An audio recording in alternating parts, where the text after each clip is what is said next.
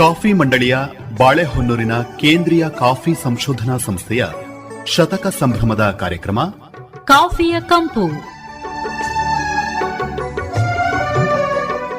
ಪ್ರಾಯೋಜಕರು ಭಾರತೀಯ ಕಾಫಿ ಮಂಡಳಿ, ಬೆಂಗಳೂರು.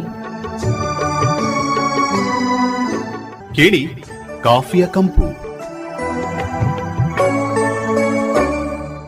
ಆತ್ಮೀಯ ಕೇಳುಗರೆ, ತಮ್ಮೆಲ್ಲರಿಗೂ ನಮಸ್ಕಾರ. ಇವತ್ತಿನ ಕಾಫಿಯ ಕಂಪು ಸಂಚಿಕೆಗೆ ಸ್ವಾಗತ. ಇವತ್ತಿನ ಸಂಚಿಕೆಯಲ್ಲಿ ಕಾಫಿಯಲ್ಲಿ ಸಾವಯವ ಕೃಷಿಯ ಅನುಭವಗಳನ್ನು ನಿಮ್ಮೊಂದಿಗೆ ಹಂಚಿಕೊಳ್ತಾ ಇದ್ದಾರೆ ಚಿಕ್ಕಮಗಳೂರು ತಾಲೂಕು ದೊಡ್ಡಮಾಗರಹಳ್ಳಿಯ ರೂಬಿ ಎಸ್ಟೇಟ್ನ ಕಾಜಿ ತೌಸಿಫ್ ಅಲಿ ಅವರು. ಅಲಿ ಅವ್ರಿಗೆ ನಮಸ್ಕಾರ, ಕಾರ್ಯಕ್ರಮಕ್ಕೆ ಸ್ವಾಗತ. ಧನ್ಯವಾದಗಳು. ಸಾವಯವ ಪದ್ಧತಿಯಲ್ಲಿ ಬೆಳಿಬೇಕು ಕಾಫಿಯನ್ನ ಅಂತ ಹೇಳಿ ತಮಗೆ ಯಾಕೆ ಅನ್ನಿಸ್ತು? ಅನೇಕ ಕಾರಣಗಳಿದೆ. ಮೊದಲನೇದಾಗಿ ನಮ್ಮ ತಂದೆಯವರು ಮಾಡಬೇಕಾದ್ರೆ ನಮ್ಮಲ್ಲಿ ಕ್ರಾಪ್ ತುಂಬ ಚೆನ್ನಾಗಿತ್ತು. ಬಂಪರ್ ಕ್ರಾಪ್ ತಗೊಳ್ತಾ ಇದ್ರು. ಎಲ್ಲರೂ ನಮ್ಮ ತೋಟಕ್ಕೆ ವಿಸಿಟ್ ಕೊಟ್ಟು ತಂದೆಯರ ಹತ್ರ ಇಂಟ್ರಾಕ್ಟ್ ಮಾಡ್ತಾ ಇದ್ರು. ಕಾರಣ ಏನು ಗೊತ್ತಾಯ್ತಂದ್ರೆ, ಅವರು ಜಾಸ್ತಿ ದನದ ಗೊಬ್ಬರ ಅದೆಲ್ಲ ಮಾಡ್ತಾ ಇದ್ರು. ಆ ಕಾಲದಲ್ಲಿ ಅವರು ಆರ್ಗ್ಯಾನಿಕ್ ಅಂತ ಮಾಡ್ತಾ ಇದ್ರು. ಮತ್ತೆ ಗ್ರೀನ್ ರೆವಲ್ಯೂಷನ್ ಬಂದ್ಮೇಲೆ ಫರ್ಟಿಲೈಸರ್ದು ಉಪಯೋಗ ಜಾಸ್ತಿ ಆಗ್ತಾ ಇತ್ತು. ಮತ್ತೆ ಅದರಲ್ಲಿ ಡೆಫಿನೆಟ್ಲಿ ಕ್ರಾಪ್ ಜಾಸ್ತಿ ಆಗ್ತಾ ಇತ್ತು. ಆಮೇಲೆ ಅದೇ ತರ ಜಾಸ್ತಿ ಗೊಬ್ಬರ ಹಾಕಿದ್ರೆ ಜಾಸ್ತಿ ಕ್ರಾಪ್ ಬರ್ಬೋದು ಅಂತ ಎಲ್ಲರೂ ಜಾಸ್ತಿ ಬೆಳಕೆಯನ್ನು ಮಾಡಲಿಕ್ಕೆ ಶುರು ಆಯ್ತು. ಆಮೇಲೆ ಇತ್ತೀಚೆಗೆ ನಮ್ಮ ಜನರೇಷನ್ ಅಲ್ಲಿ ನೋಡ್ಬೇಕಾದ್ರೆ, ಮೊದಲೇ ನಮ್ಮ ತಂದೆಯರು ಅಷ್ಟು ಪಡೀತಾ ಇದ್ರಲ್ಲ ಕ್ರಾಪ್, ಈಗ ಇಲ್ಲ. ಅದೇ ಒಂದು ಯೋಚನೆ ಮಾಡಿದೆ, ಯಾಕೆ ಈ ಥರ ಇದೆ ಅಂತ. ಎಲ್ಲರೂ ನಮಗೆ ಹೇಳ್ತಾ ಇದ್ರು, ನಿಮ್ಮ ತಂದೆಯವರು ಅಷ್ಟೊಂದು ಕೆಲಸ ಮಾಡ್ತಾ ಇದ್ರು, ಇವರು ಏನು ಮಾಡ್ತಾ ಇಲ್ಲ, ತೋಟ ನೋಡ್ತಾ ಇಲ್ಲ ಅಂತ. ಆಮೇಲೆ ನೋಡಿದ್ರೆ ಅದು ಒಂದು ಪೀರಿಯಡ್ ಇರುತ್ತೆ.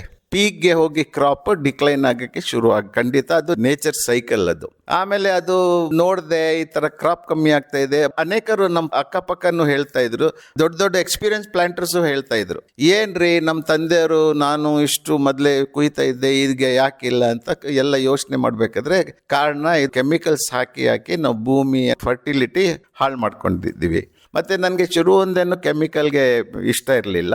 ಎರಡನೇದು ಏನಂದ್ರೆ, ಕೆಮಿಕಲ್ಸ್ ಇಂದ ಎಷ್ಟು ಹಾರ್ಮ್ಫುಲ್ ಎಫೆಕ್ಟ್ಸ್ ಇದೆ ಅಂದ್ರೆ, ನಮ್ಮ ಚರ್ಮಕ್ಕೆ ಬಿದ್ರೆ ಅದು ನಮ್ಮ ಚರ್ಮ ಎಲ್ಲ ರ್ಯಾಷಸ್ ಆಗಿ ಮೇಲೆದು ಸ್ಕಿನ್ ಎಲ್ಲ ಡ್ಯಾಮೇಜ್ ಆಗ್ತಾ ಇತ್ತು.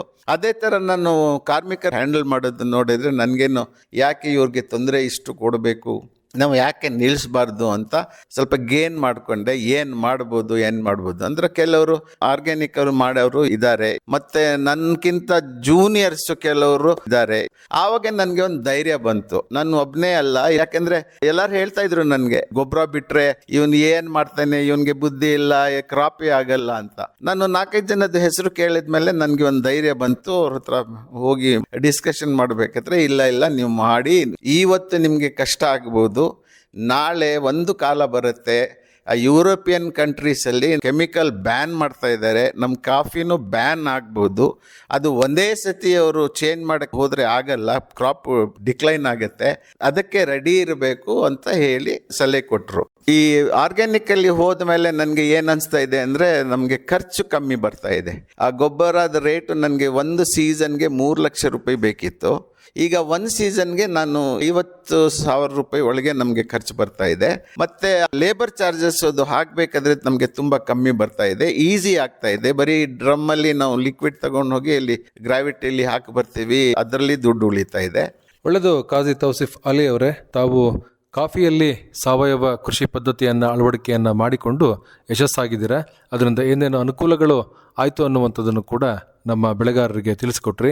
ತಮಗೆ ಧನ್ಯವಾದಗಳು. ನಮಸ್ಕಾರ. ನಮಸ್ಕಾರ, ಧನ್ಯವಾದಗಳು. ಇದುವರೆಗೆ ಕಾಫಿಯ ಕಂಪು ಪ್ರಸಾರವಾಯಿತು. ಪ್ರಾಯೋಜಕರು ಭಾರತೀಯ ಕಾಫಿ ಮಂಡಳಿ, ಬೆಂಗಳೂರು. ಕಾರ್ಯಕ್ರಮದ ನಿರ್ಮಾಣ ಅರಕಲಗೂಡು ವಿ ಮಧುಸೂದನ್. ಹಾಸನ ಆಕಾಶವಾಣಿಯಲ್ಲಿ ಸಿದ್ಧಪಡಿಸಿದ ಈ ಕಾರ್ಯಕ್ರಮವು ಮಡಿಕೇರಿ ಆಕಾಶವಾಣಿಯಿಂದಲೂ ಬಿತ್ತರವಾಯಿತು.